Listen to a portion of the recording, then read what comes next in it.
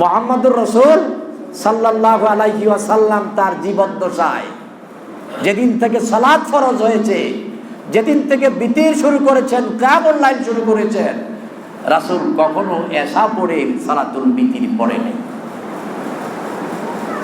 তিনি ঘুমাইতেন, ঘুম যখন ভেঙে যেত উঠে ওযু করতেন, 2 রাকাত করে যত রাকাত সম্ভব তাহাজ্জুদ পড়তেন, 3 রাকাত দিয়া অথবা 1 রাকাত দিয়া বেজর দিয়া বিতির দিয়ে শেষ করতেন। বিতির শব্দের অর্থ কি? বেজর। তাহলে রাসূল বিতির কিভাবে পড়তেন? এশার পরে ঘুমাইতেন, ঘুম থেকে উঠে 2 রাকাত করে যত রাকাত ইচ্ছা পড়তেন। বেশি সময় পড়তেন 8, 10, 12 অথবা তার চেয়ে কম, যত রাকাত সম্ভব।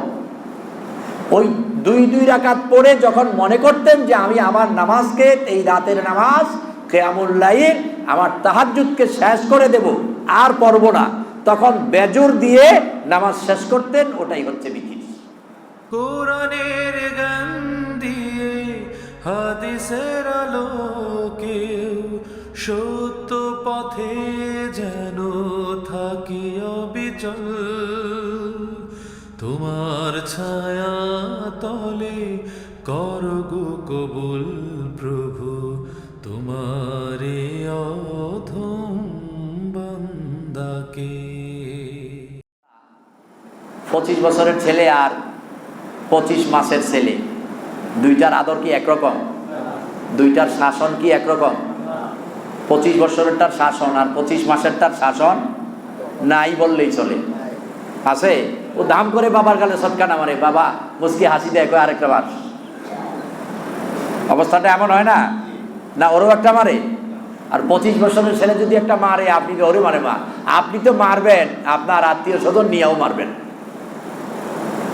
আপনি দেখেন, বলবেন যে হুজুর তাহলে সফর করলে বান্দা আল্লাহর কাছে বাচ্চার মতো কিভাবে? রমজানের রোজা ইচ্ছা করে ভাঙলে একটার জন্য 60টা, কিন্তু আল্লাহ কয় তুমি যদি মুসাফির হও তাহলে চাইলে ভেঙে ফেলো, একটার জন্য একটা।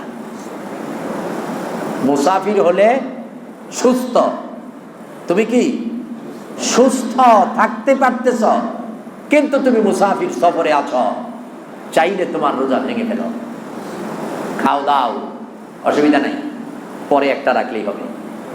তাহলে এখানে আল্লাহ ছাড় দিছে কি দেয় নাই? মুসাফিরকে ছাড় দিছে কি দেয় নাই? নামাজ জোহর, আসর, এশা 3, 4, 12 রাকাত। ফরজ কত রাকাত? এই 3 ওয়াক্ত মিলে 12 রাকাত। আল্লাহ কয় মুসাফিরের জন্য 3 দুগুণে 6 রাকাত, অর্ধেক মাফ। ফজর আর মাগরিবে মাফ নাই, কারণ 3 আর 2 রাকাতের কসর হয় না। 3 আর 2 রাকাতের কসর হয় না। 4 রাকাতের বেলায় ফরজ কয় রাকাত? 2 রাকাত। কারণ কি? আপনি মুসাফির, আল্লাহ মায়া করে ছেড়ে দিচ্ছে। আল্লাহ আপনাকে মায়া করে ছেড়ে দিয়েছেন, এবং ওই 2 রাকাতে 4-এর চেয়েও বেশি সওয়াব। আরো সহজ করে দিয়েছেন, আপনার সফর যদি দূরত্ব হয়, তাইলে চাইলে মুসাফির যদি চায় 2 ওয়াক্তের নামাজ একত্রিত করেও পড়তে পারে। এবং রাসূল সাল্লাল্লাহু আলাইহি ওয়াসাল্লাম সফর অবস্থায় ফজরের সুন্নত আর বিতির নামাজ ব্যতীত আর কোনো নফল সুন্নত পড়ে নাই। তাহলে আপনার জানেন সুন্নত মাফ, সুন্নত কি মাফ। ফজরের সুন্নত পড়তেন আর বিতির পড়তেন। আমরা বিতিরটা যেভাবে পড়ি, আসলে বিতির এই ওয়াক্তের এই রাতের নামাজ নয়, এই ওয়াক্তের এই রাতের নামাজ নয়।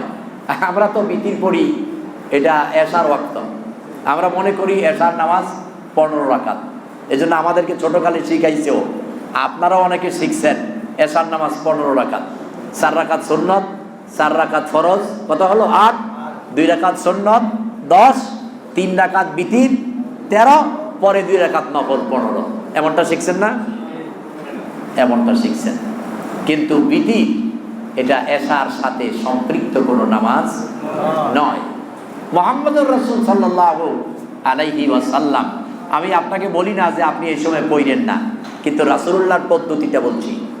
মুহাম্মদুর রাসূল সাল্লাল্লাহু আলাইহি ওয়াসাল্লাম তার জীবদ্দশায় যেদিন থেকে সালাত ফরজ হয়েছে, যেদিন থেকে বিতির শুরু করেছেন, কিয়ামুল লাইল শুরু করেছেন, রাসূল কখনো এশা পড়ে সালাতুল বিতির পড়েনি। তিনি ঘুমাইতেন, ঘুম যখন ভেঙে যেত উঠে ওযু করতেন, 2 রাকাত করে যত রাকাত সম্ভব তাহাজ্জুদ পড়তেন, 3 রাকাত দিয়া অথবা 1 রাকাত দিয়া বেজর দিয়া বিতির দিয়ে শেষ করতেন। বিতির শব্দের অর্থ কি? বেজর। তাহলে রাসূল বিতির কিভাবে পড়তেন? এশার পরে ঘুমাইতেন, ঘুম থেকে উঠে 2 রাকাত করে যত রাকাত ইচ্ছা পড়তেন। বেশি সময় পড়তেন 8, 10, 12 অথবা তার চেয়ে কম, যত রাকাত সম্ভব। ওই 2 রাকাত পড়ে যখন মনে করতেন যে আমি আমার নামাজকে, এই রাতের নামাজ কিয়ামুল লাইল, আমার তাহাজ্জুদকে শেষ করে দেব, আর পড়ব না, তখন বেজর দিয়ে নামাজ শেষ করতেন। ওটাই হচ্ছে বিতির। ওটাই কি?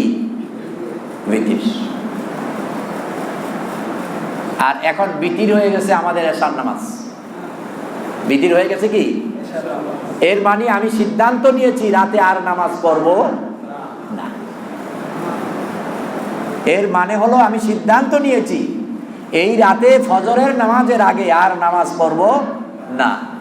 অথচ আল্লাহ তাআলা বলতেছেন, ইয়া আইয়ুহাল মুযাম্মিল কুমিল লাইল ইল্লা কালিল, হে চাদর জড়ানো, কম্বল জড়ানো, শীত বস্ত্রে আবৃত করা নবী, আপনাকে সারা রাত ঘুমের জন্য পাঠাই নাই। এসা পইরা এত লম্বা ঘুম কেন ঘুমাইতেছেন?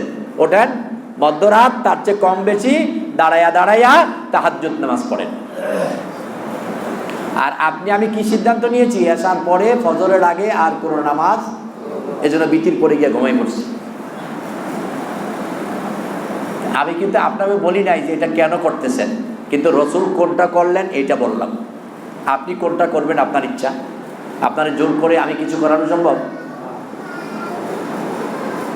তাহলে রাসূল সাল্লাল্লাহু আলাইহি ওয়াসাল্লাম তার সালাতগুলো এইভাবে আদায় করতেন, এইভাবে আদায় করতেন। এজন্য লাইন শাকারতুম লাযীদান্নাকুম ওয়া লাইন কাফারতুম ইন্না আযাবি লাশাদীদ। আল্লাহর নিয়ামত পেয়ে যখন মানুষ শুকরিয়া আদায় করে, আল্লাহর কাছে কৃতজ্ঞ থাকে, আল্লাহর আনুগত্য করে। এখানে শুকরিয়া আদায়ের অর্থ শুধু আলহামদুলিল্লাহ নয়, শুধু আলহামদুলিল্লাহ নয়। এক ব্যক্তি খাইতে, চলতে, উঠতে, বসতে, বিপদে আপদে সব সময় আলহামদুলিল্লাহ আলহামদুলিল্লাহ আলহামদুলিল্লাহ, কিন্তু নামাজ পড়ে না। লোকটা কি মোমেন না কাফের? হ্যাঁ, আপনি একটা ফতোয়া শুনে নেন। কেউ যদি 5 ওয়াক্ত নামাজ ইচ্ছা করে ছেড়ে দেয়, ওয়াক্তিয়া নামাজ, কেউ যদি স্পেশাল নির্দিষ্ট বেনামাজি, আল্লাহর রাসূল বলেন নিঃসন্দেহে সে কাফের। নামাজ ছেড়ে দিয়ে ঈমান রাখার কোনো সুযোগ নাই। বেনামাজির মধ্যে ঈমান নাই, সুদখোরের মধ্যে ঈমান নাই, ঘুষ, রেশোয়া, রেশোয়া ইসলামে হারাম। আর রেশোয়া লা ইয়াজুজু হারামান, রেশোয়া মানে ঘুষ। ঘুষ তো আমাদের দেশে একেবারে, আমাদের দেশে ঘুষের নাম হচ্ছে বকশিস। ইদানিং আবার আরবিতে কয় হাদিয়া, ইদানিং এটাকে আরবিতে বলে হাদিয়া। রাসূল সাল্লাল্লাহু আলাইহি ওয়াসাল্লাম বলছেন, আমাকে কেউ যদি একটা খেজুরের বিচিও হাদিয়া দেয়, আমি এটা গ্রহণ করব, ফিরিয়ে দেব না। এই জন্য চিন্তা করছে আমরা এখন ঘুষের নাম হাদিয়া দিয়ে দিই। এই জন্য এখন ঘুষের নাম হয়ে গেছে কি? হাদিয়া। অথচ আল্লাহর নবী এটার নাম রেখেছেন রেশোয়া। বলেন কি নাম রাখছেন? রেশোয়া। হারাম, সুদ হারাম। তাহলে আপনি সুদে সম্পৃক্ত, ঘুষে সম্পৃক্ত, নামাজ পড়েন না, যাকাত দেন না, পর্দা করেন না, আল্লাহর আইন বিধান বুঝতেও চান না, মানেনও না। আপনার দাড়ি টুপি পাগড়ি আর সুবহানাল্লাহ দিয়ে আপনি মুসলমান? আদৌ সম্ভব না, আদৌ সম্ভব না। লাইন শাকারতুম, যে ব্যক্তি আল্লাহর নিয়ামত পেয়ে কৃতজ্ঞতা প্রকাশ করলো, এর কৃতজ্ঞতার অর্থ শুধু আলহামদুলিল্লাহ নয়, এই কৃতজ্ঞতার অর্থ হলো আল্লাহ তুমি আমাকে সৃষ্টি করেছ, সৌন্দর্য দিয়েছ, জ্ঞান দিয়েছ, সম্মান দিয়েছ, পরিবার দিয়েছ, সম্পদ দিয়েছ, আমি তোমার আনুগত্য করব, তোমার কথা মেনেই চলবো। এর নাম হলো শাকারতুম। এর নাম কি? শাকারতুম। আল্লাহর কৃতজ্ঞ থাকা।